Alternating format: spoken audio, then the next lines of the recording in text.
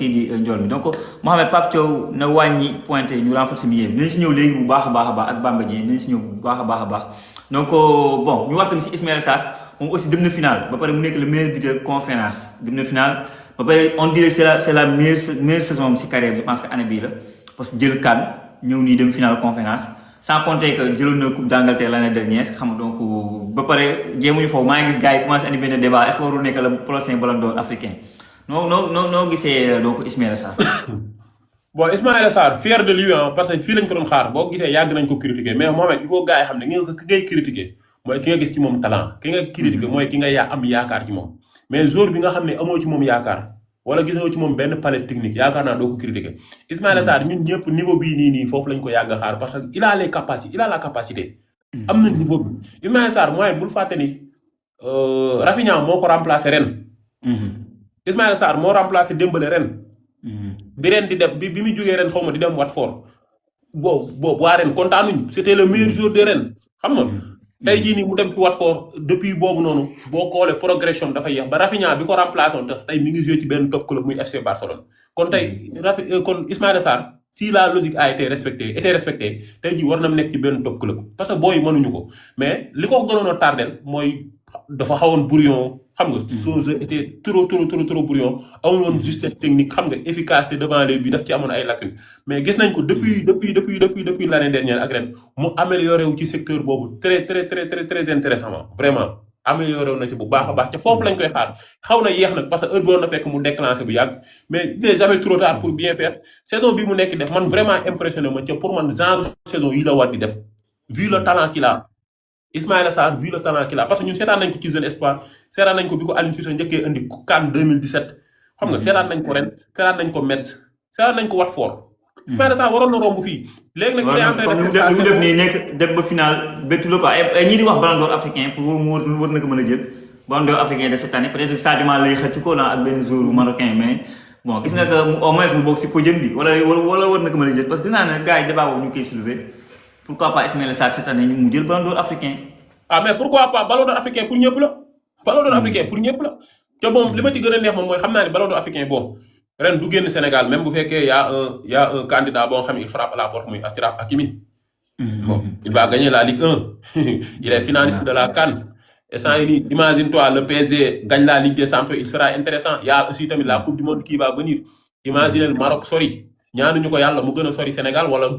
bon Achraf Hakimi def une bonne CAN une bonne coupe du monde avec le Maroc ba pare jël Ligue des Champions bi avec le PSG parce que Hakimi moom lu ko waaye mën tax il est intéressant avec le PSG il fait partie des éléments clés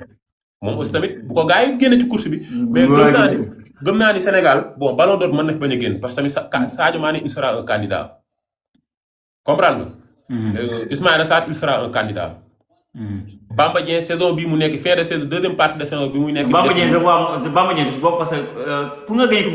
d'Afrique bii de ce côté da ciy peser trop mooy. mais coupe du monde daf lay peser mooy coupe du monde. Edouard Mendy sax laa gën a xalaat quoi comme Edouard Mendy bi mu andi Edouard Mendy jël na Ligue des Champions. waaw coupe d'Afrique boobu xam nga donc Edouard Mendy sax laa gën a xalaat coupe d'Afrique bi ñi jël coupe d'Afrique bi boo ko jël coupe d'Afrique moom mënoo. doo bokk si débat yi quoi non Mohamed. non boo gagné coupe d'Afrique doo bokk si débat yi. mais année coupe du monde nga nekk imagine toi tey jii sa jour Sénégal tey bu demoon final coupe du monde tey Bamba Dieng nekk le meilleur joueur du Sénégal nekk le meilleur buteur par exemple de la coupe du monde ça va être difficile mais c'est pas impossible. imagine Bamba Dieng porte le Sénégal jël coupe du monde dañuy fàtte CAN parce que Mohamed coupe du monde moo ne ci kaw CAN.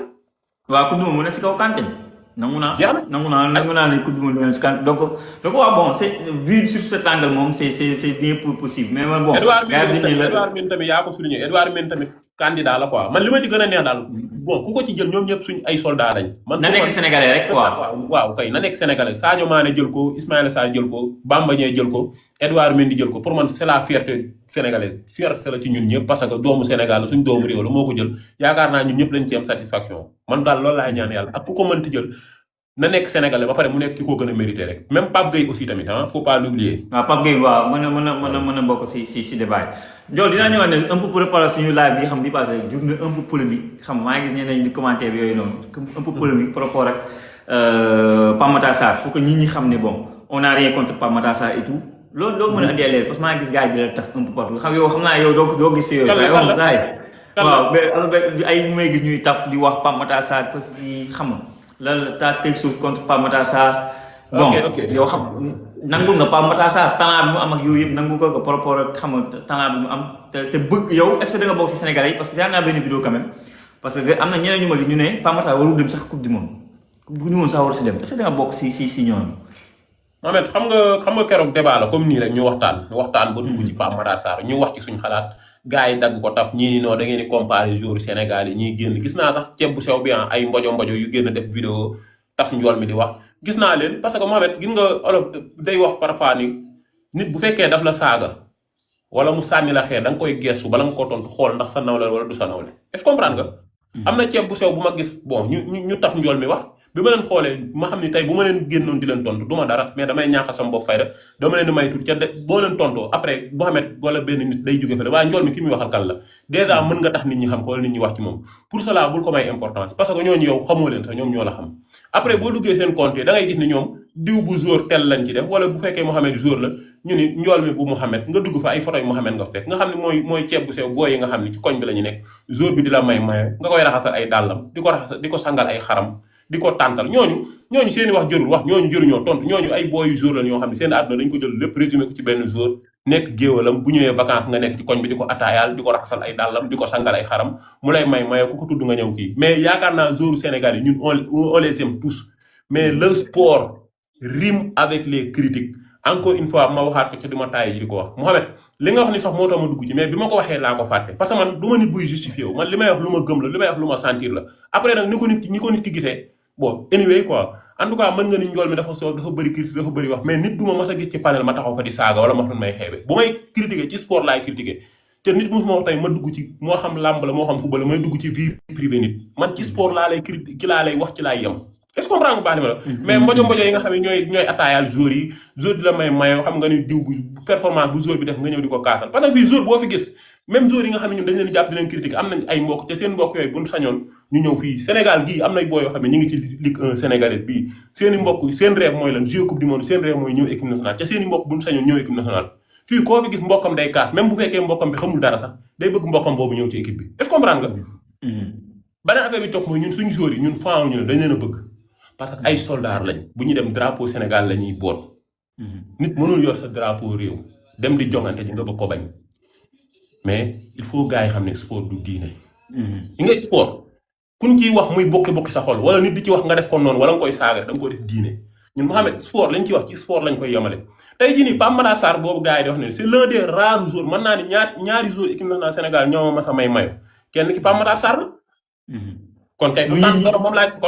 doon moom laay tàntal. waaw lu nit ñi xamul pour ñi ne da nga contre quoi. voilà waaw mais man sama mag ma bokkoon ndey ak bàyyi. bu nekkoon ci équipe nationale wallahi barke Seydina Mohamed ak li ma lekk sànq ma gis ni mérito wul jouer dafa naan mérito wul jouer diw moo ko gën a mérito jouer man je suis comme ça noonu la ma yàlla bindee il faut nit ñi xam loolu ca sport def ma ko diine man sport laa ko def léegi ne ñi nga xam ne da ngay tudd benn jour wala nga wax ci diw dafa réew xamul football saaga ñooñu dañoo jël sport def ko diine parce que Sénégal boo xoolee dama yàlla jégal de ñun xamuñu sport de mais la 90% des Sénégalais xamuñu sport parce que ils sont émotifs ils sont sentimentaux ñoom kenn jàpp ni moo xam sport mooy ki nga xam ni bon day ñëw di raay liñ bëgg a dégg nga leen koy wax ñun duñ nit yooyu ñun buñ ñëwee suñ xalaat la ñuy wax duñ imposer gënuñu xam kenn leen mais liñ xalaat loolu la ñuy wax joueurs Sénégal yi gars yi xam ni ñun li tax ñu leen di critiquer parce que dañ leen bëgg Ismaïla Sarr ngi tey il est en train de faire une saison de malade ñun ñëpp on est content de lui parce que fii lañ koy xaar version bi lañ bëgg mu am ko Sadio Mané c'est le meilleur joueur de l'histoire waxuma la le meilleur joueur de Sénégal c'est le meilleur joueur de l'histoire du Sénégal de toutes les générations confondues Sadio Mané Mohamed nee ma li mu dégg Sénégal benn joueur mas na ko dégg Sadio Mané dem na fi ba match jeex muy jooy xëtit ndax sénégalais naan ko Samba Alaar li muy def Liverpool du ko def Sénégal da ngaa mas a dégg Sadio Mané génn tontu da nga mas a dégg benn mbokkam génn tontu Sadio Mané fan la ñu tontoo ñun sénégalais yëpp tëj suñu gémmiñ mooy dem jëlal ñu kaan boot équipe bi dem jëlal ñu première étoile deuxième fois mu bootaat équipe bi indil ñu deuxième étoile noppi loon ñun sénégalais tey Sadio Mané bu ñëwoon ba ci terrain bi mu summi maillot bi génnaat sax pour man wàccoo naa ak ñun lépp lu mu def defaat la est-ce que comprendre nga baax li ma def léegi bi ñu koy critiquer ba ñu ñëwoon Sadio Mané parce que sénégalais yëpp bi Sadio Mané nekkee Liverpool dañ doon supporter Liverpool parce que xam nañu suñ doomu réew la Sadio Mané jaloore ju mu fa def Sénégal la ko defal mais dañ koy critiquer parce que sénégalais attente ak yaakaar bi ñu am ci moom parce que dañu gis Sadio Mané week-end après week-end muy toj Europe soirée de Ligue des Champions muy toj Ligue des Champions gars yi nag bu ñëwee équipe nationale gars yi dañ koy xaar dañuy xaar mu nekk rêve ci ñun mu boot équipe bi andil ñu kaan loolu moo tax bu ñëwee équipe nationale bu deful wala équipe nationale bi si ça marche pas lépp ci moom lay këpp ci kawam lay gars yi di acharné wu. parce que attente yi muy def li muy def Liverpool attente yooyu la Sénégal yi dañ ci mais ça veut pas dire que dañ ko bañ mais gars yi ñoom yaakaar gars yi ku ñu yaakaaru si yow duñ la critiquer. boo xoolee foofu partout dans le monde les meilleurs sont les plus critiqués. Messi était le joueur le plus critiqué en Argentine. parce que tey jii boo gisee Mbappé amul lu dul dégg actuellement. amul lu ñu ko doon wax tey. xoolal Mbappé instant yi Mbappé instant yi c'est le jour le à l'instant où t'es à 0 c'est le jour le plus critiqué. Sadio Mané rek laa yem. lim dégg Sénégal jour dootu ko mës a dégg Sénégal. te luñ doon rêvé suñu àdduna ba ñu juddoo ba léegi moo ñu ko andilaatal ñu ko. boot Sénégal mu andi première étoile mu bootaat ko mu andi première étoile am tout en étant le meilleur joueur du tournoi dans 2 fois. man li ma mën a wax rek mooy njool mi nga xamante na gaa yi bàyyi jàpp ni dañoo bañ joueur yi ñun joueur yi xam waaw man njool nit sax dañ bañ sax nit yow doomu aadama rek nit du man ni ma xamee njool doomu aadama rek du ko bañ bay ñëw di jël benn joueur di ko bañ joueur mënul nekk si équipe nationale daaw maa ngi fàttaliku Pape Matar bu mu jëlee Ligue Europa amul loo si waxul Pape Matar jël na Ligue Europa ñun ñëpp a si kontaanoon Pape Matar jël na Ligue Europa muy man di njool di sama morom bañu ñu joueur gis nga mën a joueur Sénégal Pape Matar bu dul dara rek maa ngi fàttaliku coupe d'Afrique éliminatoire coupe du monde moo dugal bii mais booba temps ñi pas tax Pape Matar Sarr wax lépp gis nga joueur bu ci bañ ku la critiquer wala ku ci am sa mbokk mu nekk di sol may équipe nationale bu Sénégal parce que équipe nationale Sénégal ñëpp la ki nga xam ne ñëwul équipe nationale wala signé wul pro wala musul ñëw équipe nationale ñun critiqué wul la Aliou Cissé ngi nii la dégg naa ko doona ndax moom dangaa bañ Aliou Cissé kan moo ma gis ma wax ci Aliou Cissé bi mu jógee équipe nationale ba léegi jàmm laa koy ñaanal bu ma sañoon Aliou Cissé yor Real Madrid wala mu yor Barça yi ñu fay ko salaire bu mag a mag parce que bu dul dara suñ compatriote sénégalais la moo ñu indi suñ première CAN il a été l'un des braves soldats du Sénégal en 2002 la génération dorée bi nga xam ne ñoom ñoo ñu bëggloo football mais dafa fekk sport ak sentiment ñoo àndul man sport du ma ci demee sentiment nañ bokk ndey ak baay Mouhamed boo mérité wul dara dama naan la mérité woo demal nga liggéey Bamba Dieng nii c'est l'exemple parfait Bamba Dieng fii la nekkoon ci équipe bi nekk suusu sénégalais CAN 2021 bi mu demee ba nekkatul ci forme dama leen Bamba Dieng mii nekkatul ci forme waa Marseille di ko écarté di ko teg ci banc bi sénégalais naa non Marseille dañoo bañ ci xam nga ñun émotion moo ñu sonal mais biñ ko écarté ci CAN bi passé ni mu seetaan ko ci télé bi dafa xam ni lenn moo ko manqué lan moo tax ñu sélectionné ay moromam bàyyi ko mooy il n'est plus performant ci xam na critère de sélection yi nan lay def ba ñëwaat en équipe nationale muy dem liggéey mais Bamba Dieng dafa dem liggéey ba ñun ñëpp dañoo toog fi proclamer son retour en équipe nationale est-ce que bu ko defuloon dinañ ko wax xam nga tey daf lay leen ni à l'instant où t égale 0 Bamba Dieng bon bu dee da ngay dem CAN instant yi booy choisir say attaquant boo niwul Bamba Dieng 1 ni 2 force waaw loolu moo ko liggéey ñun tooguñu ci ay panel wala ci ay vidéo di ko waxal moo ko liggéey man dama bëgg poste bu nit di am équipe nationale que ce soit mu nekk sélection wala ci 11 de départ yi mu nekk loo mérité mais pas nga bañ a nekk un joueur X wala un joueur Y fii nag joueur bu fi nekk di fol may équipe nationale bu Sénégal ñu war la critiquer dañ lay critiquer comme boo defee ay performance dañ lay apprécier booy football sa club ñu lay supporter ku bañ ku la critiquer nga toog seen kër.